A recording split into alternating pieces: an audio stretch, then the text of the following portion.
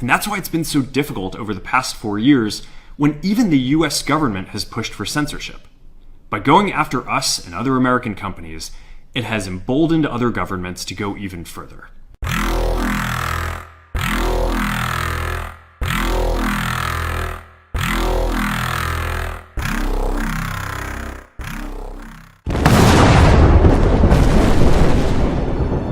This next item is a directive to the federal government ordering the restoration of freedom of speech and preventing government censorship of free speech going forward. In the shadows of power, a hidden war rages, fought not with guns or bombs, but with information. In the quiet corridors of government, behind closed doors, and on screens that light up our lives, a new kind of control is taking root. The truth is no longer something we can trust. It's something we must fight to find. This is the story of a nation in crisis, a country that once prided itself on freedom and democracy, now teetering on the edge of an unseen abyss, a place where dissent is silenced, where voices are erased, and where the very foundations of liberty are being rewritten before our eyes. Big tech has aligned itself with the deep state, and they have a plan to shape reality, control what you see, and decide what you believe. In this digital age, the line between truth and manipulation has all but vanished, and those who dare challenge the narrative, they are erased, censored, forgotten. On January 6, 2021, the people rose, angry, disillusioned, demanding answers. They were branded as threats, insurgents, terrorists. But what if the real threat isn't the people in the streets? What if the true insurgency lies within the very system that claims to protect us?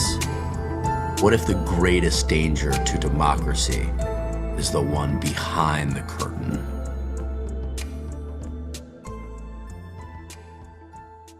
January 6th actually began on January 5th. I was at a rally on Freedom Plaza in Washington, D.C., and tons of people were there. This was basically a who's who of MAGA.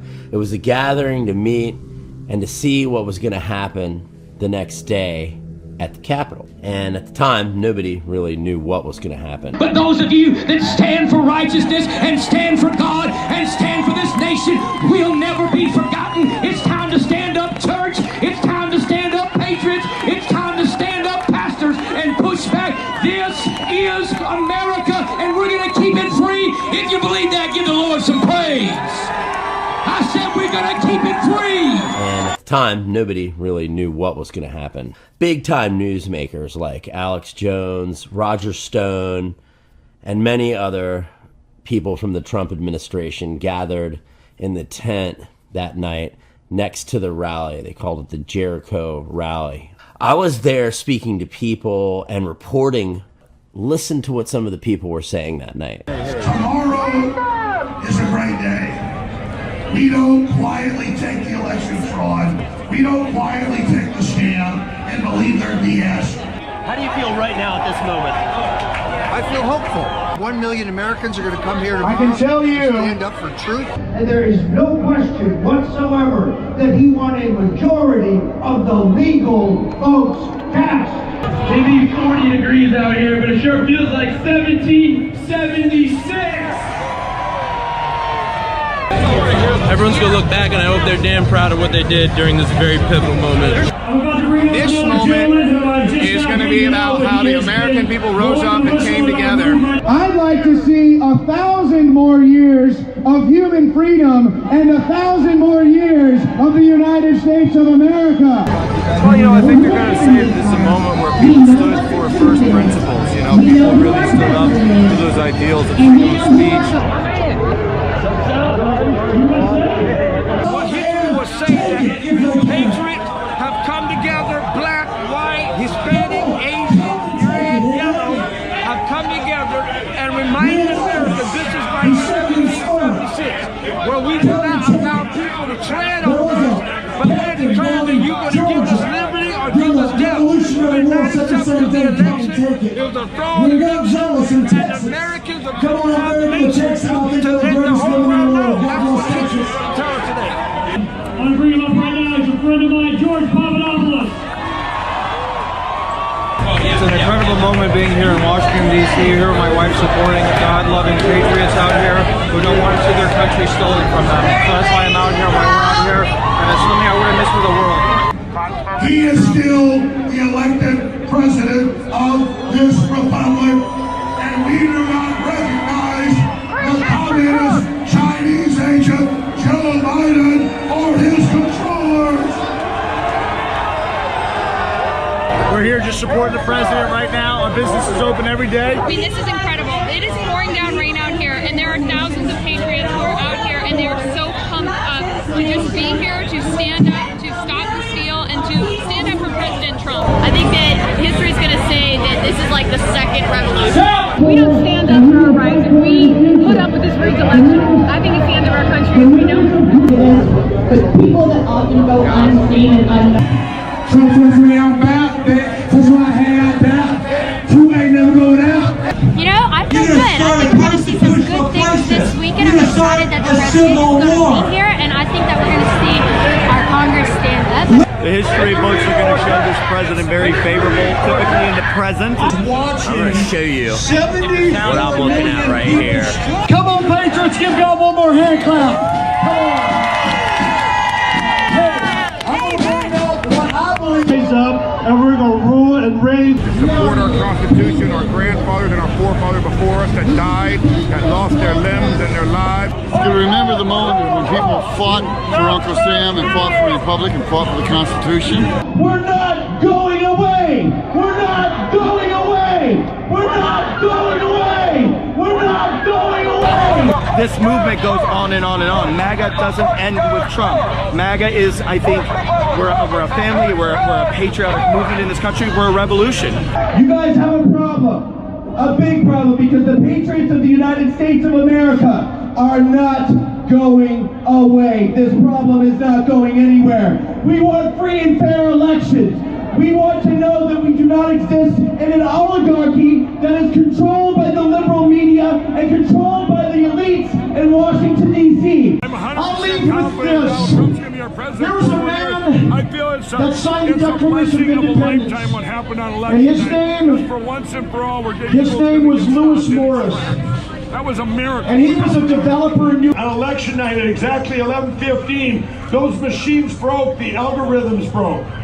And when they broke, he was going to win in spite of all the fraud. What do you think about the way history will remember this moment in time? It's only our government if pivotal. It's legitimate. Let me just put that. I don't know which way it's going to pivot. That depends upon the resolve of the Americans who are not here to call their state representatives, especially in those swing states, and force them to certify the electors for Trump and decertify the electors for Biden. What do you think the mainstream media's role was in this last election? They become a propaganda arm of the left. There's yellow journalism, there's investigative journalism, there's regular journalism. It's gone beyond yellow journalism. They're propagandists, period. Because there is a God that created the universe, and there is a God that inspired our republic, and there is a God in the control of the affairs of humans, and that God will see us through if we are loyal. I spoke on January 5th at 2 legally permitted events. I did express my belief that America faces a choice between dark and light, between good and evil, between the godly and the godless. I'm entitled to have an apocalyptic Christian view of the fight we're in. That's my First Amendment right and my right to religion. I don't regret anything I said because I didn't say anything inappropriate. I never urged anyone to hurt anyone else, any place, including at the Capitol on January 6th. Thank you, Jesus. Because I am living proof that God can do anything. And when I was targeted for a legal lynching just up the road in a Soviet-style show trial, and when a wicked judge wanted to send me to a COVID-19 infested prison because they did not want my appeal to reach the courts because it would expose their corruption. On the advice of Reverend Mark Burns and Pastor Mark Burns, and Reverend Franklin Graham and Reverend Randy Coggins and so many others, my own Monsignor Grady back in Fort Lauderdale, I turned this problem over to God. I got right with God, I confessed my sins, I pledged to walk in His way, and I can tell you, God will never desert you, God will never abandon His people, God will deliver you from your persecutors. The mood at those rallies was uplifting, it was joyous, people were there to express their First Amendment rights. Every American has the First Amendment rights to question the anomalies and the irregularities in the 2020 election.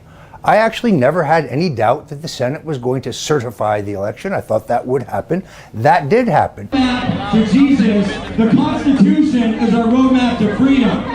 This is about the presidency, this is about our Constitution, this is about our country. If we'll repent of our sins and call on His name, He'll forgive you. I said the Church of the Lord Jesus Christ started America. Here's what I'm going to tell you tonight. It's all about tomorrow, up on that hill up there, where we have to make sure that they look into what has been the theft of this presidential election. God will fulfill His destiny and will reward the righteous. It amazed me that so many of these Americans from all walks of life and socioeconomic status were meeting to save America. I know it sounds so cliche, but they are really meeting to save America. There's more and more evidence that this is a false flag operation, that this is an induced insurrection. My great-grandfather's father's flag fought for this country. This was on his casket. My grandfather served in World War II. My father served. I have forefathers that fought in the Union War, settled the Oregon Territory, so I'm here. I can't let them down, can't let the country go. I'm here to represent them. I'm here to fight for our freedom. Many of these people would end up going to jail, and that's really where the deep state starts to reveal itself through lawfare. Guys that night that were speaking, like Michael Flynn, George Papadopoulos, and many others would end up going to jail. Nobody really knew what was going to happen the next day. They knew it was going to be big, but the vibe, it was pretty celebratory. Some of these guys would take bad deals down the line, or some would be associated with others who had been under the spotlight for quite some time. I mean, I can tell you that we've spoken about this so many times. The smartest thing I ever did that day was not go to the Capitol. The deep state can get you in jail and label you, that's the goal. That seems to be the desire more than anything we've seen. Look at what they've done to President Trump with all the cases and the impeachments and all these trials. So let's talk about the social media aspect of it. During that time, think about the prelude to J6. Parler was the free speech platform. This thing was exploding. Millions of people were communicating. So as January 6th was beginning, I could tell you right off the bat, Washington, D.C., my hometown, had a completely different vibe than I had experienced before. I've done a ton of events all over this town as a journalist. This was something different. The vibe was dark and cold, but there was also like this anger in the air. Where I was at the White House Ellipse, it looked completely different from what was going on down the street at the Capitol.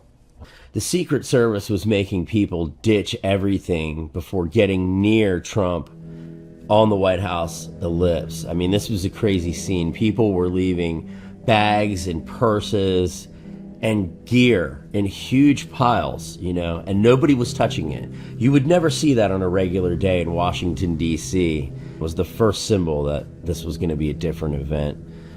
There at the White House, we had no idea the security lapses that were going on down the street. We've all seen the videos. You know, the Capitol was left wide open with a few small bike racks standing in between a few hundred officers and hundreds of thousands of Trump supporters. I'm there regularly. It should have been secured a lot faster and stronger. We've all seen what happened. That day has destroyed thousands of families and people that had no idea what they were getting into. There's so many questions around what happened, from people being in the crowd to FBI knowing weeks ahead of time. Either way you look at it, the Congress and the media have dropped the ball in convincing the American public. Take the case of someone like Stewart Rhodes, the head of the Oath Keepers, who was not even at the Capitol on January 6th. I've actually interviewed him 3 times. He's had a lot to say to me, and he stands by what he says about the election. Mr. Rhodes, thank you so much for joining Real America's Voice. Tell me right off the bat, how do you feel about the government's case against you?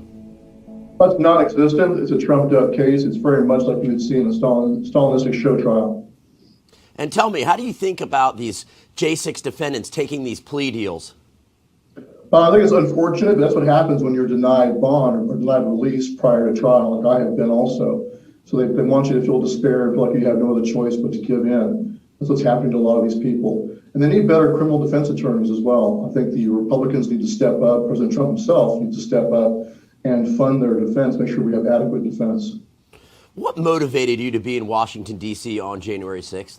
We were there to do security as we've done in prior Stop the Steal rallies, November, December, and January, very much the same exact drill to protect people against Antifa. That's why we were there. And tell me, how do you feel about this current Congress? Well, here's the situation we're in. Is not only was there a lot of fraud in the election, but also the election in 2020 at the federal level was actually unconstitutional. And that's something that's not been said enough. It's only been litigated by one attorney, Kelly Sorrell out of Texas. But Article 1, Section 4 says the time, place, and manner of holding elections for senators, representatives shall be prescribed in each state by the legislature thereof, but the Congress may at any time by law make or alter such regulations. That means that federal law and state law for elections must be followed, and yet every one of the state laws were set aside, and federal election laws was also set aside in the name of COVID, and they did something else entirely different by executive fiat. That's unconstitutional. So you don't have a sitting Congress that's legitimately elected, unfortunately. What do you think the role Nancy Pelosi played in January 6th was? Well, they're cutting me off, guys. All right, so Mr. Rhodes, thank you so much for joining Real America's Voice. We're going to continue to monitor your story. Apparently, I don't have a First Amendment right. I'm in your jail. That was Stewart Rhodes, the founder of the Oath Keepers. We'll continue to monitor this developing story as these January 6 defendants now go to trial. Stewart Rhodes would get convicted of seditious conspiracy to overthrow the U.S. government. He told me in jail in Alexandria, Virginia, that he doesn't ever plan on getting out unless a conservative president gets elected and pardons him. We all know that's Trump. You also take a look at how some of the key players in this historic event, they've gained wealth and notoriety after January 6th. There's a few individuals, and one immediately comes to mind. Mike Fedone was pulled out of the tunnel, and there are a lot of differing accounts of his story. Listen to what Gary McBride from Texas has to say about this. Michael Fedone, with what the J6 committee showed with his videos, they stopped the video right before he opens his eyes when he's being drugged in the hallway and he looks around. They talk about he had 2 heart attacks. They talk about how he walked arm in arm with his partner, Jimmy Albright, his MPDC partner, arm in arm, and they were throwing up. None of that's true. None of that's true. You're talking about the scratches on his neck. Did he get shocked on the neck? Yeah, but it wasn't directly on the neck. It was on the protective vest. He's going to feel a little bit of that, but it's not like, and he talks about how he was kicked in the head. There's no way he was kicked in the head with that crowd as close as everybody was. He never fell on his back. But people don't see that because they're not showing it. There's all this violent footage that day in the tunnel But if you listen to what Philip Anderson has to say about it. Even when Rosanne Boyland was lying there dead, a police officer's beating down on her, okay?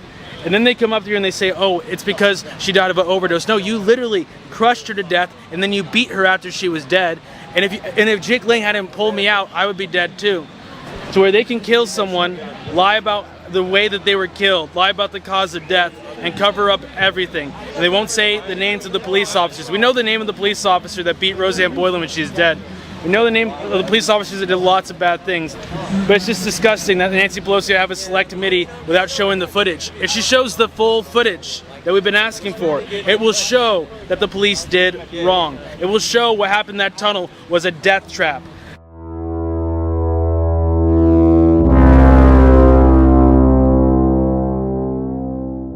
I would not be alive. They would have killed me. And the fact they had the audacity to call Jake Lang and these other people white supremacists and racists when they saved my life, there's no limit to how filthy and evil these people are. Philip Anderson almost died that day in the tunnel. He was passed out and you could see him right there being dragged out. You know, it's really amazing that he lived. When you take a look at what the January 6th committee has done, it seems it's made things worse because partisanship has taken a center stage. I mean, what the American public has had to endure is a tremendous amount of wasted bandwidth. Nobody feels better about anything. This is where the term newswashing comes into play because of the way certain networks went wall to wall with this testimony, and how they covered that was questionable, to say the least. The investigation was incomplete. That's probably the understatement of a century. Take, for instance, the case of Ashley Babbitt, who was shot inside the Capitol that day on January 6th. The officer, Lieutenant Michael Boyd, says he shot Ashley as a last resort. Witnessing the glass was broken, we could see he tightened his grip on the pistol and pulled the trigger from point blank range. It's been a difficult journey for Mickey. Mickey Whithoff has spoken about how this has changed her life. You've become kind of a de facto spokesperson for this movement. How has your life changed since this happened to your daughter? Well, it's changed in every way you can imagine. You know, I'm from San Diego. I plan on going back to San Diego, but I've relocated here to D.C. for the last 2 years. And there's quite a difference. And, you know, it's changed in every way you can imagine. You know, things I used to believe to be true, I don't believe anymore. You know, I lived a blissful existence until you know, Ashley was murdered, and everything has changed since then. You know, I not only did Ashley die, but I don't believe in the goodness and the truth of our leaders and the people in charge of this country. Some others have taken to the cause in a different way. Every night at the D.C. jail, supporters gather to listen to inmates call from inside as they hold a musical and religious ceremony for like over 2 years now. Who's responsible for the murder of Ashley Babbitt? Where does it say that a police officer is excused from first-degree murder because of trespassing? The woman was not armed and she was not a danger to anyone. Under any other circumstance, that officer would be prosecuted. But this is a unique situation. Nancy Pelosi is responsible for the death of Ashley Babbitt. The deep state has pushed these people into a war they never knew they were going to get into, right? Who's next? Another person that's a figurehead in all this was Enrique Tarrio, the leader of the infamous Proud Boys. We've always seen the videos of the Proud Boys during the events leading up to January 6th, and then as well as during January 6th. He was arrested for carrying ammunition magazines when he got off a plane here at National Airport in Virginia. So let me ask you, how do you get those on a plane? The answer is you don't. Right. They were planted. You get it. There have been so many deep state plays to undermine the will of the American people. When will it ever seriously end? Most people have no idea what happened to Alex Jones and Roger Stone the morning of January 6th at the Willard Hotel. After the president spoke, the Secret Service called my hotel room and asked me if I wanted an escort to the Capitol. I never had any plans to go to the Capitol. I never went to the Ellipse. I never went to the Capitol. I was inside the entire time. I do know that around 4 o'clock in the afternoon, one of my friends was flying private out of Dulles and offered me a ride, and I took it.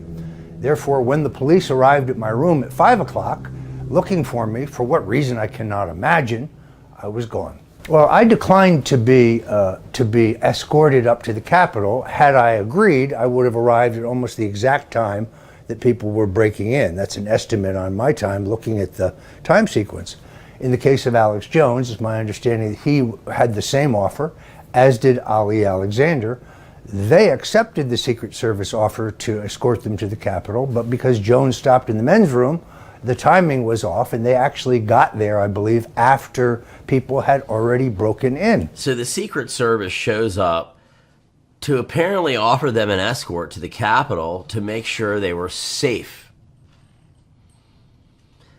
Now, anybody who knows how Washington works knows this isn't the way it works. And what happened was kind of interesting because I guess taking a little bit longer in the hotel than originally planned, he arrived at the Capitol and they inserted him right into the crowd, and then the Secret Service detail just disappeared. Everybody's seen the footage and knows the Capitol Hill police were not ready. They left many crucial spots open and had no backup from the National Guard. You know, it's not like they didn't have months of warning since November even that something huge was going to happen. I mean, every MAGA rally was massive. Look at the security usually around the Capitol and the perimeter of the grounds, you know, and how it usually looks. It usually looks pretty fortified when something big is about to happen. And, you know, people know the deep state allowed it to happen. Pelosi said it herself when she was shooting her documentary on January 6th with her daughter, that they should have been ready. They're in the SUV with their 10 security guards. It's on tape with her daughter. Nancy Pelosi was responsible for not taking advantage of 10,000 soldiers or 1,000. You wouldn't have you could have used 400. It was a relatively small crowd.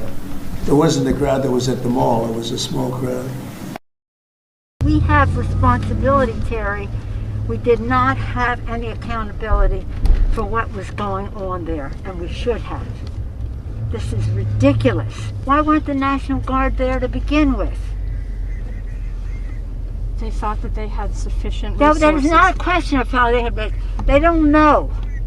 They clearly didn't know, and I take responsibility for not having them just prepare for more, because it's stupid that we should be in a situation like this. Because they thought they had what? They thought these people would act civilized? They thought these people gave a damn? Then lawmakers have claimed that evidence now has been deleted. I mean, can you believe this? This is where we are. Somebody hosted a rally to protest the treatment of the January 6th detainees, so they used that as an excuse to put the fence back up, and then lo and behold, the only people who show up are government informants and people working for the government. So I guess they were trying to set a second trap. See somebody, the member of the media, be kind and respectful. They may ask you if you'd like to be interviewed. Now, if you're not used to this, I would recommend that you don't, because we've gotten a lot of misrepresentation. They're trying to say that this is a rally in support of the violent people who attacked and killed police officers on January 6th, and that is absolutely not what this is about. These poor bastards who are being imprisoned now in solitary confinement, given an hour a week without ability to see their lawyers. One man has cancer that isn't able to get the proper care. They certainly do not deserve that. Innocent Americans are being tortured in our prisons. That's to stop. The Taliban were treated more respectfully than our prisoners. And I'm not just saying, again, January 6th, every prisoner in there. We all saw President Trump's speech. Nowhere did he incite any kind of violence. This was just a MAGA march for making America great. Patriotism is someone standing up for their country, saying any patriot standing up for this country, and anybody that was arrested on that day, and they're being charged for insurrection and all this other stuff. I think that it's very unfortunate that the world doesn't understand how there was a setup. I'm out here to demonstrate against the continued incarceration of the guys from January the 6th. They should be prosecuted and pay for their crimes, but they shouldn't be in jail. There was undercover Antifa that originally stormed the Capitol. I believe that the Capitol Police were involved in that and helping them just walk in the building. It was completely set up. We all know that it was set up. In my opinion, and many Americans' opinion, it was set up. And now they are not being allowed due process as we heard today. So it's heartbreaking. And I believe, I know that if they can do it to them and get away with it, they're coming to a door near you soon. The Patriots had no idea that that was going to happen, so they followed him in. But they didn't instigate violence on police officers. Like all the media coverage that's saying that they hurt, Capitol Police or whatever. That's not what we do. That's not how we handle our business. We want to let our political leaders know that if they do not do something about this, then So those are people they will not be in office. illegally. We're just here to stand up for America and get the truth out about the way, Joe Biden is owned by China and how the election was stolen. And that's why I'm here. I'm a proud patriot. I serve my country. And I just want to be here in support of the rest of Americans that are patriots that believe in our cause. But how do you trespass on something that's supposed to belong to the people? The Capitol belongs to the people. We just want our country back, and that's what we're fighting for. And we're trying to do it in a non-violent manner. Anybody that's instigating violence. I was here on November 21st when we had a mega rally, and I witnessed Antifa doing domestic terrorism on just people that were sitting down having dinner at restaurants around here. They waited for the sun to go down and started attacking people. All the footage the American public was demanding to see, much of it has been deleted. We've seen certain journalists cover this adequately, but not many. I think certain people in Washington are afraid to touch this. That day on the Ellipse was unique in the aspect that many of the people were from all over the country and, from different backgrounds. I saw no media off the riser other than myself. Listen to what some of these people were saying. When I look back, I hope that we're not going to be afraid to call this what it is, which is a criminal offense against our country. We're talking about a Democratic Party aligned with possibly the CCP to use an election to take the most productive country, its people, its military, just like that. I don't think so. You're not going to pencil whip us out of a country. This is not going to go down. So that's why I'm here. When I look back on this as a historic event, I'm a soldier from Vietnam. I lived over a year in the jungles of Vietnam. I fought for this nation. I bled for this nation. And many, many, many of my friends already died, fought and died for this nation. I'm very, very proud of these people here during this historic event. Very proud of them.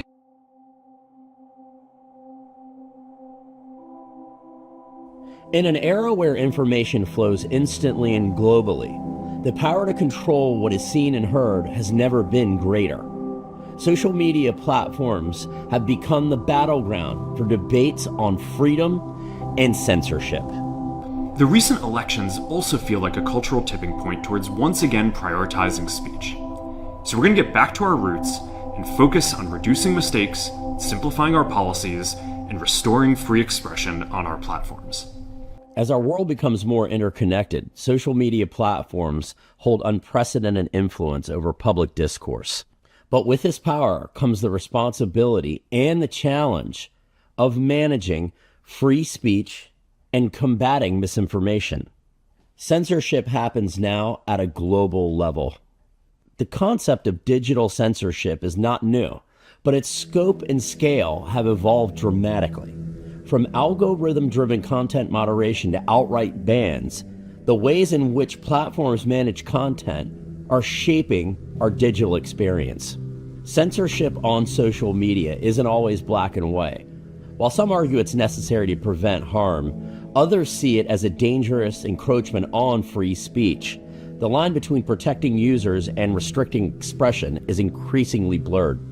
Elon Musk's acquisition of Twitter represents a significant shift in the social media landscape. His promises of increased transparency and reduced censorship have sparked both optimism and skepticism among users and critics alike. Musk's vision for Twitter includes sweeping changes to content moderation and its policies of censorship and banning. While some hail these changes as a return to free speech, others worry about the potential for increased misinformation and censorship on a global level. The legacy media wrote non-stop about how misinformation was a threat to democracy.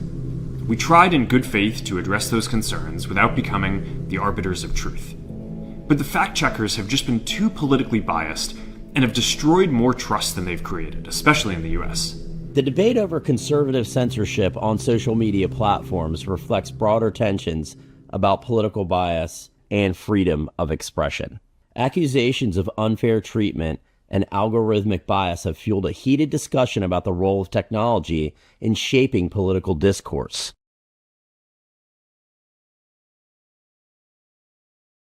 I, Donald John Trump, do solemnly swear that I will faithfully execute the office of President of the United States the office of President of the United States and will, to the best of my ability, preserve, protect, and defend the Constitution of the United States. So help me God. Congratulations, Mr. President.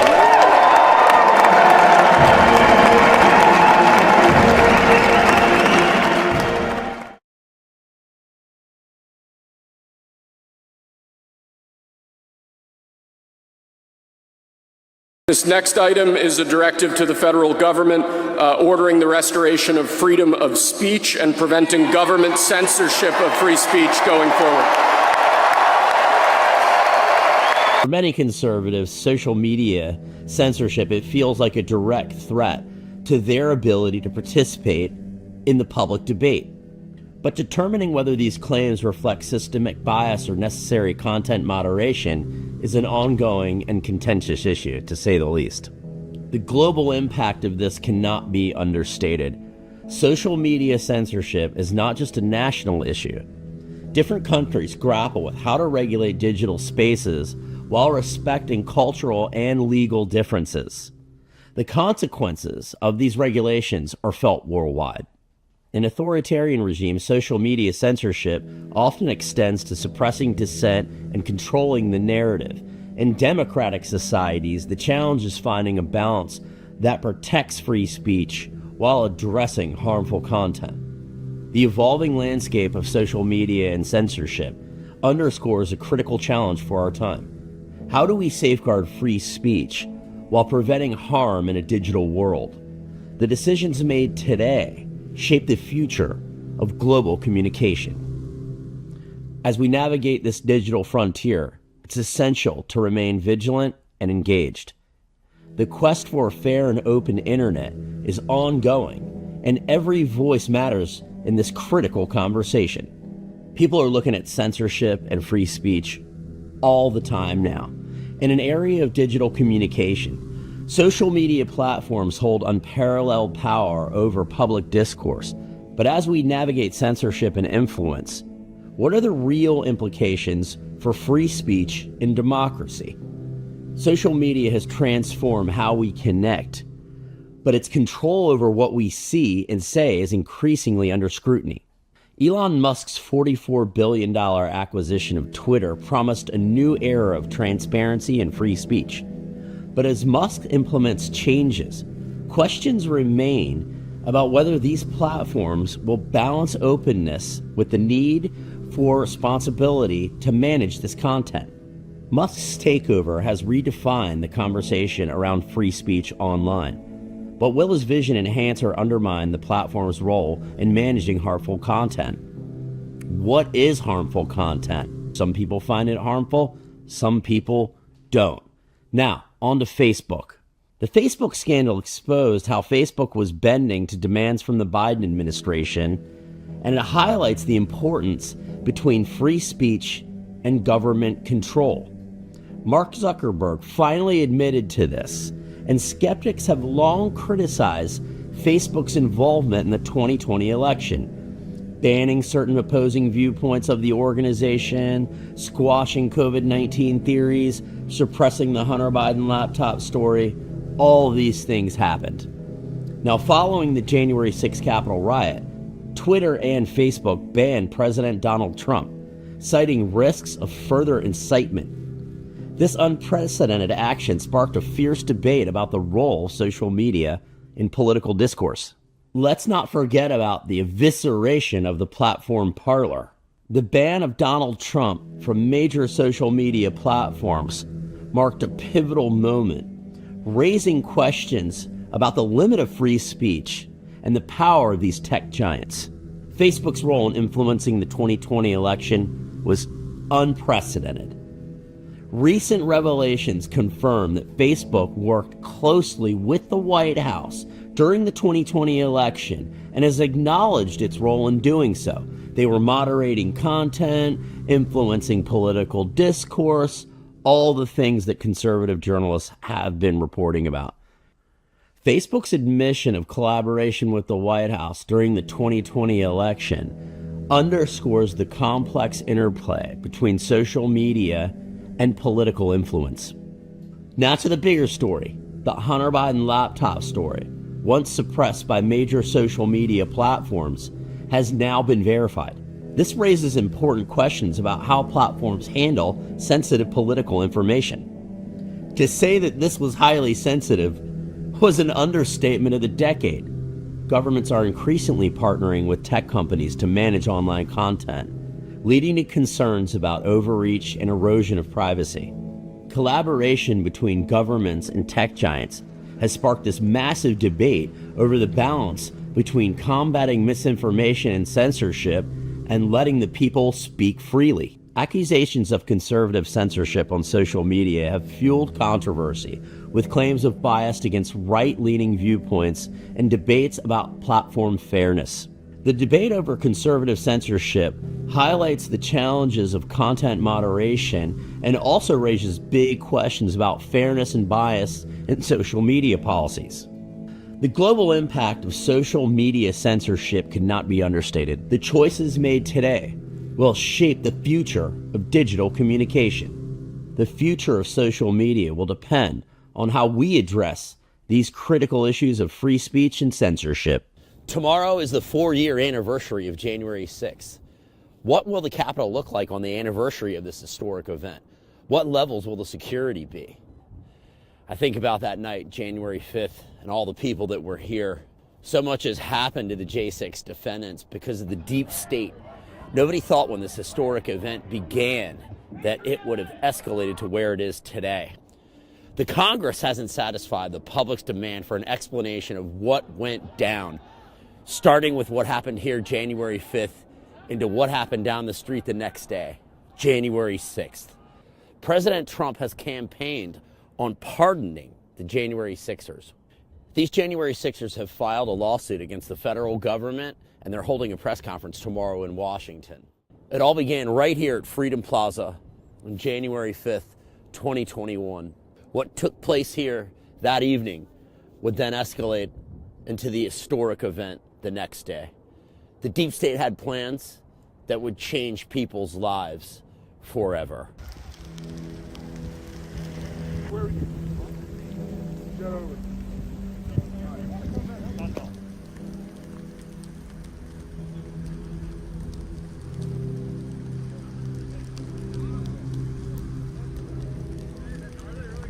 So I took a lap around the Capitol here on the anniversary of January 6th. There's a secure perimeter, police presence, 500 National Guard on standby. It makes you wonder, why weren't they here that day at the Capitol when they were needed the most, when they had weeks of notice, when they knew that all the supporters of the former president were going to be coming here. 4 years later, here we are. And down the street here, we've actually got the J6 defendants holding a press conference. This is the pardon press conference. At this point, I think it's some 1,500 active cases. Nobody would have thought 4 years later this is where we would be with Trump taking the oath of office on January 20th. Some people are outraged, some people are ecstatic, but either way, you can feel the shift in the country. I can tell you right now, just being out here with the media and taking a look at different police presence, my life would have been considerably different that day if I had just walked past those steps and up onto the Capitol grounds. My name's Trennis Evans, and I've been fighting with the January 6th defendants now for 4 years, as I was one. I was a person in the building. I was the person seen on a megaphone, clearly helping the Capitol Police clear the building. Respect the law and our great men and women in blue. Thank you. Please support our Capitol Police and law enforcement. They are truly on the side of our country. I didn't start it, they maced me. Yes, they did. The last one is Mike Pence didn't have the courage to do what should have been done to protect our country and our Constitution, giving states a chance to certify a corrected set of facts, not the fraudulent or inaccurate ones which they were asked to previously certify. U.S. demands the truth. We the people. Clearly advocating for peaceful protests and demonstration. We were not only protesting, but we were also in support of many of the people that were in that building that day in their legislative capacity. 147 members of Congress had agreed to step in and have something to say about this process. And all we were asking for, not to have the election overturned, we were asking for a meaningful review. We had a meaningful review of the hanging chads in West Palm Beach. We've had meaningful reviews of elections throughout history. And that's all we wanted. We didn't want the election overturned and Donald Trump handed the presidency. We wanted to be sure that the legal, lawful votes and the intent of the voters was cast, not to subvert what we wanted, but to have the actual process be as it was intended by the will of the voters. You know, personally, I've had flashbang grenades and I've seen all this show up at my house. I've seen my son at gunpoint, my 13-year-old son trying to go out the door to school. And that day, that changed me forever that day. It wasn't being at the Capitol that changed me. It wasn't the stolen election. What changed me, what created this, when they look at me and wonder, how does this guy end up like this? They created me, so they like to think of me as radical. So I have radical speech of the idea that I believe in freedom, liberty, the Constitution, the will of the voter, etc. That's not radical. That's consistent with American ideology. You put my 13-year-old son at gunpoint. I looked out my door to see the red dots all over my truck. The videos are there. We have the video evidence of that. That moment changed me. I do believe there's good people in the FBI. I think of the 13,000 some odd, 30 some odd thousand FBI agents. I believe there's a lot of good ones in there. But where were you for this 4 years? You did things you didn't believe in. You took bad direction. You took bad orders. And you have to stand up. You people should have stood up long ago. You can't say this machine's too big. This machine was too big. This entire weight of the federal government, the legislative branch, the executive branch, and the judicial branch came for me and 1,600 other Americans. And I stood here and I weathered this storm. Here we are. We turned this thing around. We didn't allow them to trample us with the false narrative and the jackbooted thuggery of putting their boot on our throats. We stood and we weathered those storms, and here we are today. We are now going to see Donald Trump back in office. We're going to see pardons. We're going to see retribution. We're going to see actual justice take place as the United States Constitution should be upheld. And the people that committed these crimes, if they're allowed, if we play the game of the patty cake politics and say, well, okay, we're going to rise above that and we're going to move on. If we play the typical Republican drumbeat, that mantra, they will snap back harder 4 years from now. This isn't about retribution. It's not about lawfare. It's about a response to this. It's about rectifying a situation that's way awry of anything that our constitutional foundational guidelines would advocate or would point to it being actual reality. But the deep state really is comprised of the people that are right out in the open. There's not this secret monarchy that operates in the backdrop that I'm aware of. I don't see them. They don't have to. You got the federal judges regularly avoid the law, abuse their power, operate with impropriety from the bench. They don't have the freedom to do as they will. I've gone to members of the United States Congress, showed them absolute evidence, video proof of issues, show them what judges have done, shown them things, and said this, and they've said, the information you just brought me scares me to death. Bottom line is, you're backsliding a bit. It's easy to critique. It's easy to critique someone that's conducting action. I guess what people fail to understand, for the viewers at home, is that what part of retired Lieutenant Colonel Green Beret and constitutional lawyer did Jackass Smith fail to understand? And what did he fail to understand, as well as everyone on my deep state target list? And I'm going to set out to guarantee consequences to every single person on that deep state target list. I make my personal guarantee. So do you think that if I say something like that, it has a little bit more credibility than, say, somebody that's a bum on the street? I suppose so, yeah. And if I were to show you, and you don't need to get it from me, you can get it from your boy Andy McCabe, who works for you guys, and he can call into his little deep state minions that are still over at the Bureau doing an illegal FISA on me with good old FISA court members, right? That are all appointed by your boy John Brennan, the Supreme Court Chief Justice. Every single FISA judge. How long is your deep state list? So initial list was 350. Right. That your colleagues at Raw Sewage reported. Can I look it up here? Yeah. It's online, right? 350. I would say that it's about 1,400 right now. So, I mean, people who are on this list, they're not all big names like they're not. Pelosi. Some of them are kind of basically private citizens, right? In a way. So let's focus on that. Should they be afraid? Jamie Raskin's wife, Sarah Raskin, they're both on the list. Jamie's on the list for his legislative duties of defrauding the government and defrauding the American people through the impeachment. Second impeachment, right? And then the other, his wife Sarah, was one of the 39 that illegally unmasked General Flynn to illegally spy on him during the 2016 to 2017 transition period. Sarah Raskin's her name. And they're over there in Montgomery County.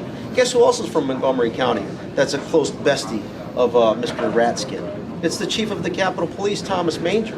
I've done the link analysis on all these people. These people committed absolute lawless, wanton discretions to our U.S. constitutional order, and they must be held to account. They have to be.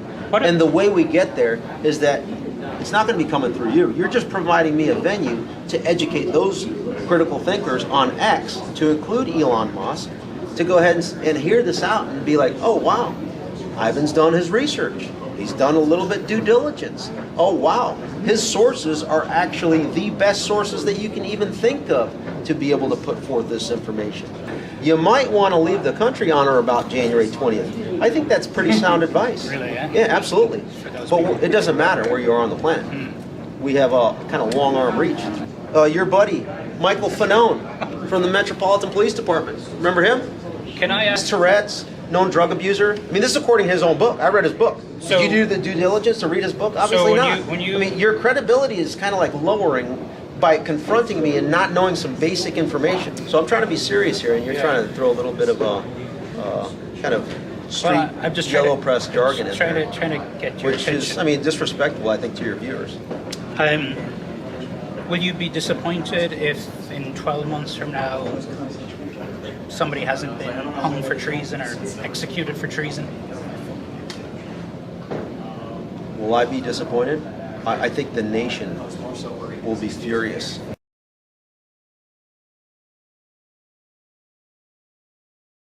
It made me do more research and find platforms that don't censor, like X, so I could find out the truth for myself.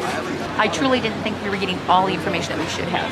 So it's imperative that, let's let us, the public, make the decision as to what we want to believe. I mean, for me, just being a younger kid, I don't think it really played that big of a role, in my eyes at least. When the launch of AI kind of took over, it was a little bit different. But I feel like it's pretty easy for kids my age to understand AI, and you can recognize it pretty easily. So, in my opinion, I mean, not that much.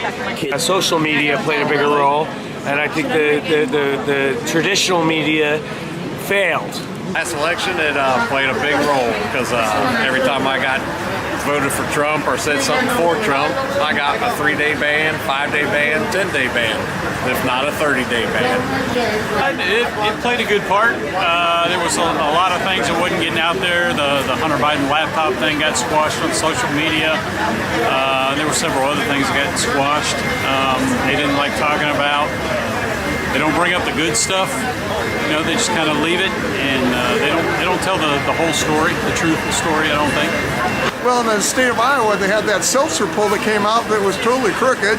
You know, they showed him losing in Iowa by 4 points, and he ended up winning Iowa by 13 points. So, if anything, it energized the base that, hey, if this is what it is, we're going to get out there and bust it. We're going to do even better, work harder than ever before. So it actually worked in our favor.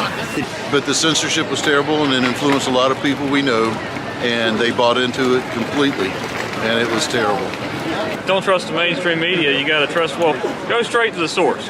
Don't read the reports, go straight to the source. If you want to know what was said, watch the speech. Pretty big. I think it's very, very important that we have a free media where we can share ideas and debate facts. You know, during COVID, we saw a lot of the freedoms be eroded, and I think today the election of Donald Trump and taking office is a sign that the American people want the freedom back.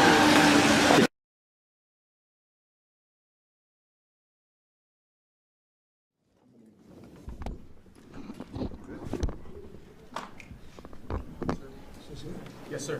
First, we have a list of pardons and commutations relating to events that occurred on January 6, 2021. Okay, and how many people is this? I think this order will apply to approximately 1,500 people, sir. So this is January 6th, and these are the hostages? Approximately 1,500 for a pardon? Yes. Full pardon? Full pardon or commutation? Full pardon. We have about 6 commutations in there where we're doing further research. Okay. Christopher Carter here. It's January 20th. I'm at the D.C. jail. Historic events here tonight. Donald Trump has signed the pardons one after one. He says he wants his prisoners out tonight. What we see here is the supporters that have been down here for over 2 years, lobbying for their loved ones, asking the president to pardon them, and even the former president to get involved. And now the current president has taken action. Tonight, the prisoners will be released. Oh, it's ecstatic. And get you guys out of there. I just owe a lot to the American people for supporting us and helping us and just encouraging, and all the prayers. I thank the Lord Jesus Christ for everything He did for us. A lot of people waiting for you. Love you.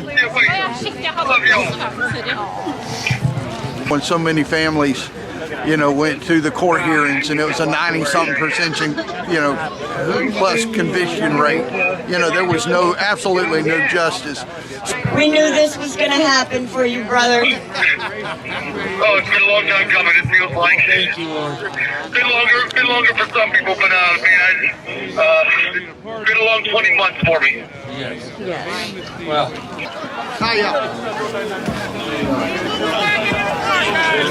Mr. Pollock, what happened?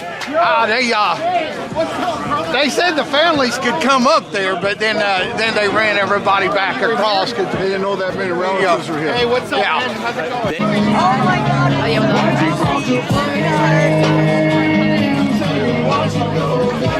freedom, shaking the walls, it's like a wave of victory. Yeah, well, I'm feeling great about what's happened. I was in 12 different jails and prisons for about 1,075 days, or just shy of 3 years. A lot of time in unconstitutional and abusive conditions. One of the places being unconstitutional, abusive, being this place right behind me, which I was kicked out of when I snuck out some footage of our terrible, atrocious conditions. You're not allowed to visit family for 2 years, or family visit you. Not allowed to get haircuts or shaves. You got to chemically burn it off if you want a haircut. Not able to leave your. I was in solitary for 6 months. I know some people have been there longer than that. Scurvy. We got scurvy from no fruits or vegetables. Absolutely atrocious conditions, all because of our political beliefs. They targeted us, labeled us as domestic terrorists, and held us in a domestic terrorist wing. Even took our First Amendment rights away and said, you guys can't go to church in this very facility and others because we're domestic terrorists, pre-trial and even after.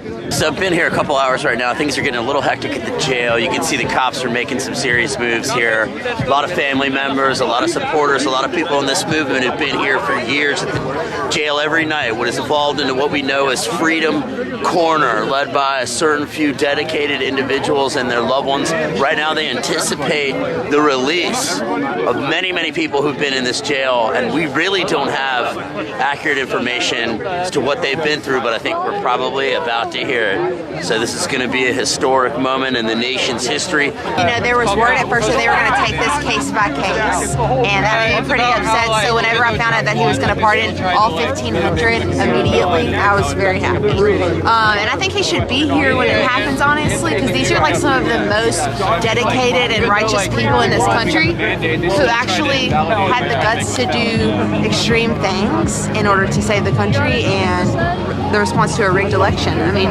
if there's any time for revolution, it was then, and I'm so thankful for these people, and I'm so thankful they're finally going to be released. You're the one that bet Sneeko. Historic. This is on par with freeing the Iranian hostages.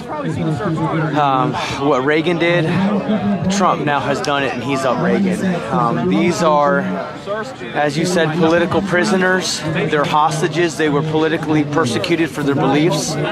This should never have happened. And what everybody's out here, there's been people out here since day one, over 1,000 days. Rain and shine, they've been out here showing support. And what it is for freedom. Our constitutional rights can never be trampled the way they were, but this is just day one. We're going to keep it going. Now it's time for step 2, which is accountability. We're going to speak with justice. We're going to speak with FBI and the new administration, get the files, go through them, find out who did what laws were broke, who coerced who, and they're going to be subject to persecution under the law. He understood that these are heroes that were standing up for their rights, that were coerced to go in the Capitol, and then they were used by the Justice Administration as an example for people not to speak out. So that they were using an example. If you speak up, if you have another view that the administration doesn't like, we will take your freedom.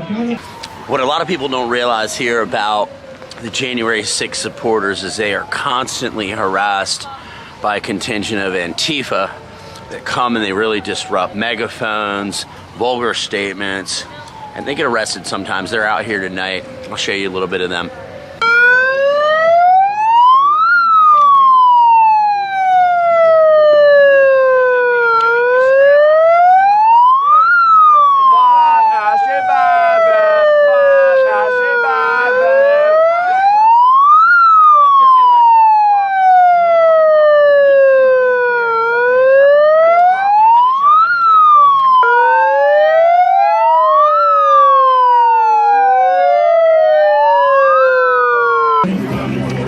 Absolutely freezing out here right now. We've heard 2 people have come out. One went out in an ambulance, and the word inside is that Jake Lang is getting roughed up until the second they release him.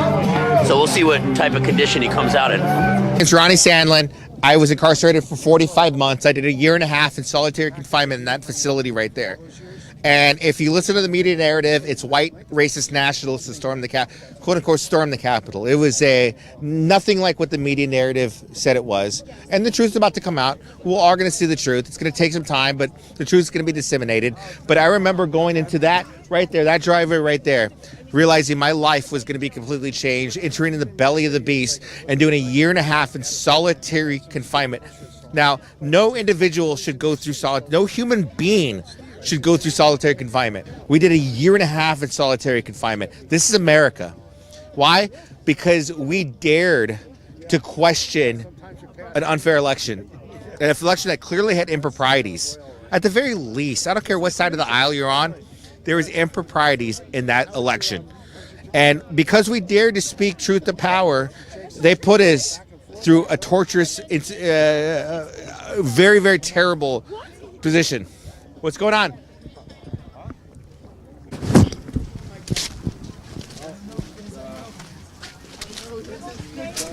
It's good to be an American. This is what freedom looks like. Hey, sweetheart, come here. This is what freedom looks like. This is what we fight for. This is what we stood at the Capitol for. My father, Ronnie, Peter.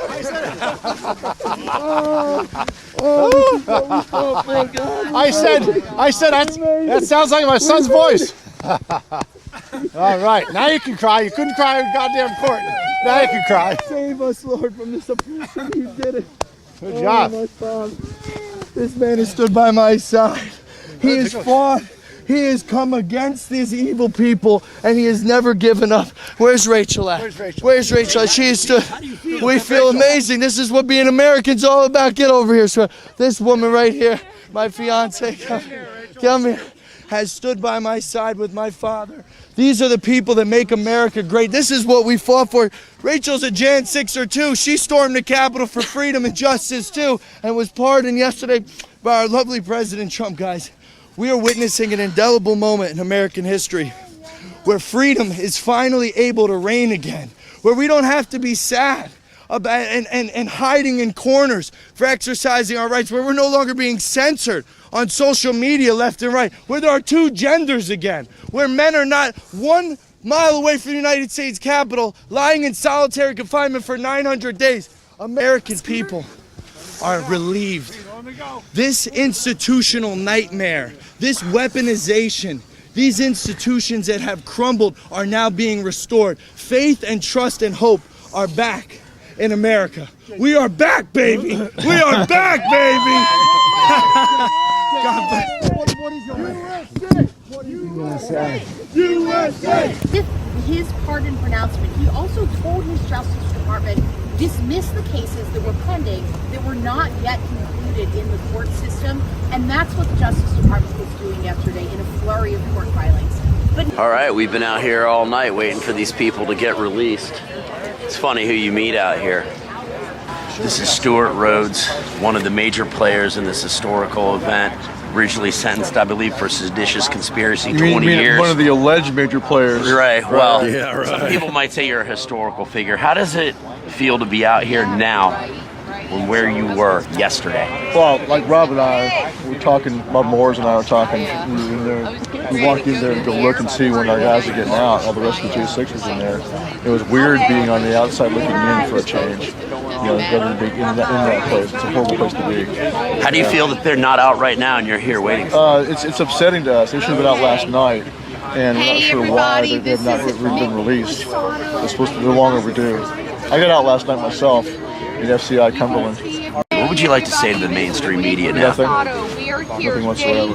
Propaganda arm of the deep state.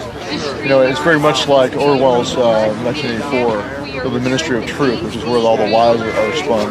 You know, we were in the Ministry of Love. We were tortured with solitary confinement. I was in solitary confinement for over a year. And a lot of other guys treated the same way. And that's meant to break your spirit and coerce you into taking a plea deal and giving up hope. It didn't work on me. It didn't work on my co-defendants. And you said that since the beginning. You were upset with so many of these people that took these plea deals, and look where we are now. Yeah. And here's how I feel about that. I still have my honor. They don't. They've lost their honor. You know, I feel sorry for them. And as a Christian, of course, I'm compelled to forgive them and have compassion for them. But what I want them to do is to make it right by now speaking the truth about how they were coerced into a plea bargain to accept to plead guilty to a crime they did not commit and to agree to lie. I call it testifying, but to agree to bear false witness against somebody else. I want them to come out and tell the truth about that, and then blow the whistle on the prosecutors who suborned perjury and committed conspiracy to commit perjury, and they should be prosecuted. Article 2, the Constitution says it's the state legislature that has the power to decide how the electors are selected. They will decide that in the manner of selecting the electors. And so they passed state laws. They passed state laws about elections. And those state laws were meant to prevent cheating and to prevent fraud. And so when you violate those state laws, you're violating the Constitution because you're not doing what the Constitution says. If you're having a judge or an executive branch election official change the rules, which means violate the state law, you're not changing the manner of selection by the legislature. 18-year sentence, you said to me. The only way I'm getting out of jail is if a conservative president. If President Trump gets back in. And that was President Trump, and here we are today. What would you say to President Trump? Well, I think, as he said, I believe that God's hand was on him, saved his life, and God's hands on his country. And by the grace of God that he was saved, and then his job now is to save this country. And he also saved us as J6ers. We couldn't talk about, anything political. No, nothing J6. I was like hunkered down waiting over the last 4 years, especially when the FBI came to my house, I was with a police officer. We didn't go in. We were behind everything, and I'm sitting there nervous, wondering if, I'm going to get arrested for just trespassing because they're at my house. And then I didn't look until 2 years after. I'll share you this video. I got images of guys dressed up, yelling. They're definitely either confidential informants or Antifa. It's garbage. That's a lie. It absolutely is garbage. They've known for a year that Donald Trump was going to do this, and he's been repeating that claim for months and months and months. If anybody should have been prepared to do something like this, it's the DC Gulag. They should have been the first to let the hostages go. Now they're going to be the last, but again, we shouldn't be surprised. This is what they do. They're taking the opportunity to twist the knife one last time in the hearts and minds of the American people before they have to let go of it forever. So I did 3.5 years. I was first in Allegheny County Jail, then I was taken here, then I went to Northern Neck for 13 months, then Lewisburg. Then from Lewisburg, I was brought back here to get sentenced. Then from here, I was taken to the Philadelphia detention center. But once I was done with Philly, then I was taken to Loretto, and from Loretto, I was brought to the halfway house in Pittsburgh, where I was released from last night. And so if I was released from a halfway house at 11:45 p.m. last night, there's no reason why those men shouldn't have also been released. This is on this jail completely. The jail is guilty, not those innocent men. So I've been here for 3 days right now. This is pretty much winding down. There's 10 to 15 prisoners left in the jail behind me. There's various supporters of the J6 movement that have been here since day one, like Mickey Whithoff is here, Ashley Babbitt's mother, and she's been an instrumental part of this movement for over 2.5 years now. And this is the final moments of what was Freedom Corner as these J6 supporters, patriots, family members, spouses, loved ones gather to see the release. But ironically, they're not getting released because the DC government seems to be ignoring the White House's orders to release these prisoners. Lawmakers have been here over the last few days along with U.S. Marshals. Nothing is resolved. If there's any type of indication of what's going on, you can see behind me, I think this way, the flags are flying at half staff in direct violation of a presidential order. So that should give you an idea of the culture in this organization behind me here. I'm feeling frustrated that these guys inside are dragging their feet and everybody else in the system is out, but in true DC form, these guys are making people suffer as long as they possibly can. Well, I've made some lifelong friendships, and these people truly that we spend every night with out here on the corner really become your family. The frustration is mainstream media showed no interest in what happened to these men until President Trump got involved, and then some of them are here just to show us in a bad light, and some of us are here because it's finally safe to talk about it. But my idea of true journalism is to not be on the bandwagon, is to be in front of the bandwagon. These men went to go exercise their First Amendment right and were attacked by the police, and the Biden regime has done everything to censor and sweep this incident under the rug, including the corruption within the D.C. government, the DOJ, Matthew Graves, Merrick Garland, and in my opinion, Christopher Wray. Just these court systems. These men go in there and they are very much judged on the day and not their actions of the day. And it's guilty. You know, they take pride in all these plea deals when it should be not pride, it should be the government's shame that they pressure these men into taking horrific deals. Well, actually, when we first got here, if we talked about vaccines or stolen elections, we were immediately booted off of our YouTube live stream. But now we are allowed to talk about the forced vaccination. And we do talk about a stolen election, and we're having less booting. But yeah, in the beginning it was really bad. And people, as you know, people were deplatformed from their banks, from their, everything, from social media and credit cards, banks, Airbnbs, all that. I plan on going home at the end of February because, these men are going to go home and go back to their families. And, we've done 905 days today. It would be of our vigil. And if there's nobody inside to call outside, there's no reason to be here. So my plan is to go back to San Diego, and beyond that, I have no plan. I'm winging it. This is a DC kid bonus. It's a gulag. All This is a across our gulag. country. All across our country. Jails are. You spent how many days in solitary inside this jail, guys? 227 days. Solitary confinement. And I guarantee people around here don't even know what 1 day is like. Guy, when you were on trial here in D.C., did you ever think you were going to get a fair trial? Absolutely not. Why is that? The obvious is there. You're not going to get a fair trial here if you're not on their political agenda. You're not going to get that here. Nicole, how do you feel at this moment? Oh, I'm elated. I'm elated. Oh, sorry. I'm elated on so many levels. You know, this has been a hard fight. Nikki Withoff has stood by us and all the J6 community. Every day. And, you know, and she's been such a warrior. And it makes me proud to be out here making sure that everybody gets out. You know, no man left behind, and that's a fact. You know, I understand bad things happened that day, but due process violations absolutely did happen. And, you know, we need a real investigation. And so all I can say is I feel happy. I feel determined. Since you've been involved with this, you've learned quite a lot about the court system. What do you think about the U.S. federal court system? Well, you know, I think it needs to be overhauled all the way around. You know, they enforce people into pleas. It's real intimidation. Stop taking plea deals, America. Yeah. This day, starting today, America, stop taking plea deals. You're making deals with the devil. You're bending the knee to tyranny. They're scaring Americans into these plea deals. They're screwing us out of our constitutional Sixth Amendment right to trial and a jury. You're taking plea deals. It's on you. Stop doing it. Call me Wild Bill. How long were you in there for? I don't even remember. Feels like forever. What was the treatment with the guards in there like? Some were good. Most were bad. It wasn't really the guards. It wasn't really the guards. It was the lack of like medical care. I have spinal cord injuries, and if it wasn't for people outside that called in for help, I mean, I would have probably been paralyzed. What are you going to do with your life now, moving forward? Go back to my family. Do what I was doing before. Any message for President Trump on the pardon? I thank you for that, and hopefully the real news of what happened that day comes out. The truth comes out.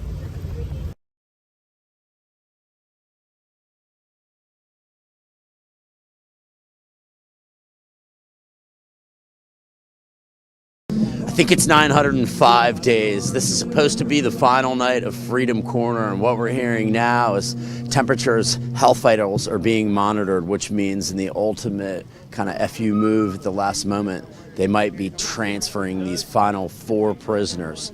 So right at the last moment, they're taking their temperatures. They're probably going to move them to make one last snafu for the last remaining J6 prisoners. The supporters, the family members, the loved ones, the people that were here in J6 are here tonight. They're not leaving. No man left behind is their motto. We're here to see what happens. All the Christians I ever talked to, you know when you entered into a place that is so demonic that you don't belong there. And D.C., unfortunately, is one of these places. I mean, every Christian I've talked to, they say this is the darkest place I've ever been in my life, and they say I'm never coming back. And it's got so much rich history, and God's given us such a great country. And I know I like crazy, but I am crazy for Jesus. And I don't care what I look like. You know, Jesus, when he walked on this earth, they weren't attracted to him by his beauty. You know, he was a very humble-looking man. And you alone is the only one that's going to deliver us from this evil. Lord, and we're calling upon your name. Father, you said when we're in trouble to call upon your name. Father, I thought this was going to be over 3 days ago. Lord, I just thank you. Lord, that you hadn't let me give up hope, Lord. They kept asking us, what are you going to do if they don't let him out? I said, I'm going to serve my Lord.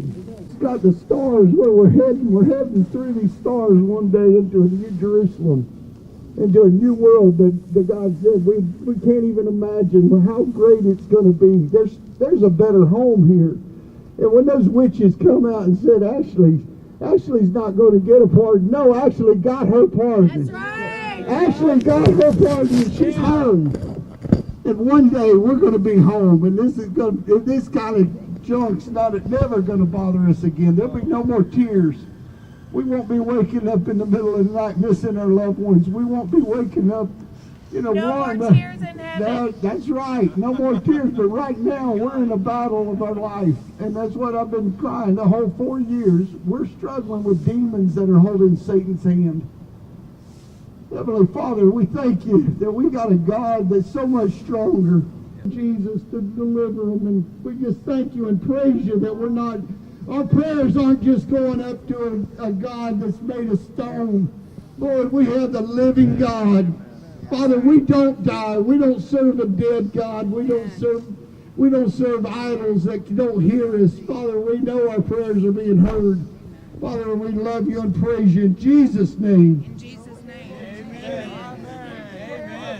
My name is James Grant, and I'm from North Carolina. Tell me, how'd you get involved with this? I strongly felt the election was stolen. We have affidavits, some called Benford's Law, which is basically most real numbers in any real set of data start with a 1. The election data didn't fit that. I think beyond a shadow of a doubt, the election was stolen. We wanted an audit. And, I took the LSAT, the LSAT, about 10 days after January 6th. And, I actually had scholarships to Washington and Lee, near full scholarships to Washington and Lee, the law school there, and the University of Alabama School of Law. And I never showed up. I was whisked off to jail. And, that's some of the prices I paid for this. I did what I felt was right. I felt an obligation to go. I didn't even particularly want to go. I just felt like it was something I had to do.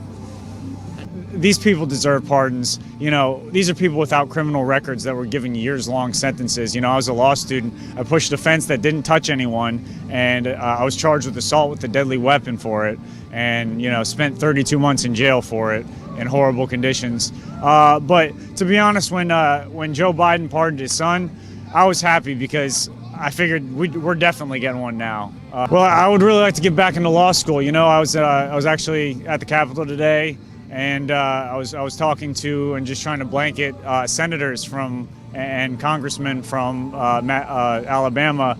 Just hoping someone could put a good word in for me. But I'm going to be applying to a lot of law schools, and I'm hoping to reclaim that and get redemption. My name's Gregory Purdy. How'd you get involved with January 6th? So I went there to voice my opinion about the election that we had. I believe that there were major problems and constitutional issues, and I didn't believe the hype about 20 to 30 different locations having broken pipes. I didn't believe that somebody could get 20 million votes in 3 o'clock in the morning in the heat of the night. You look at the graph, it's going up like that, and I wanted to have my voice heard. There needed to be an investigation, so we went there to peacefully protest. What happened to you that day? Why did they arrest you?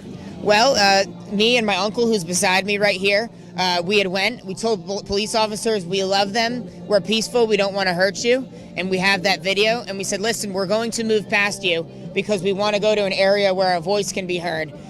When we go past you, we're not going to hurt you. And when we ran past them, they tackled me, and they charged me with assault on a police officer, even though they tackled me and assaulted me. Tell me now about your experience in the jail system. How long did you do? I just got out yesterday. I did 7.5 months. Absolutely treacherous. I don't say this to complain, but I say this so we can have the problems other people in there are dealing with be known by the world. They're torturous conditions. It's inhumane. I haven't been outside for months. Rat feces in my food almost every single day. Guards retaliating and coming in and sending people in to start fights and doing anything they can to make your life horrible. We just heard a story from someone. They had a guard threaten to plant a knife in his cell illegally. I mean, the stories are just endless, and we have to change our justice system. We need justice reform immediately. And that's what I'm hoping is the next steps for this administration, which we believe it will happen. My name is Robert Turner, also known as Uncle Bobby. Tell me. All right, my dad. You know what? We went there. We knew something was wrong. Common sense. We knew they cheated. We knew the election was stolen. It was out there. We knew. So we went there to voice our opinions, to let them know that we needed something. We needed these votes counted again. We needed something, our voices to be heard, to know what happened. Pardons for the J6 committee What's that mean? You're accepting something that you're guilty of. So what are you guilty of? You're guilty of lying and putting these people behind jail, behind bars, without their family, losing their jobs, losing their homes, losing their cars, everything. And I hate the fact that these elected officials think they can get away with this crap. God bless y'all. And we're going to pay it all forward. America healthy, America wealthy, and Americans first. That's our right. goal. Americans first. Americans first. Still big old group hug right here. Big group hug. Get in here. God bless you guys. Oh, yeah. God bless you. We've been praying for you guys every day since day one, man. Oh, man. When they told me on that day, January 6th, that they stormed the Capitol, I said, good. Good. All right, let's go, man. We're taking our country back, boys. God bless you guys, That's man. awesome. God bless Thank you too, brother. We got our country back. That's right. Yeah, We that's got right. our country back. Second chance. Nice. Donald J. Freedom. Trump. Donald USA! USA! USA! USA! USA! USA! Woo! Nice. Fired up, man.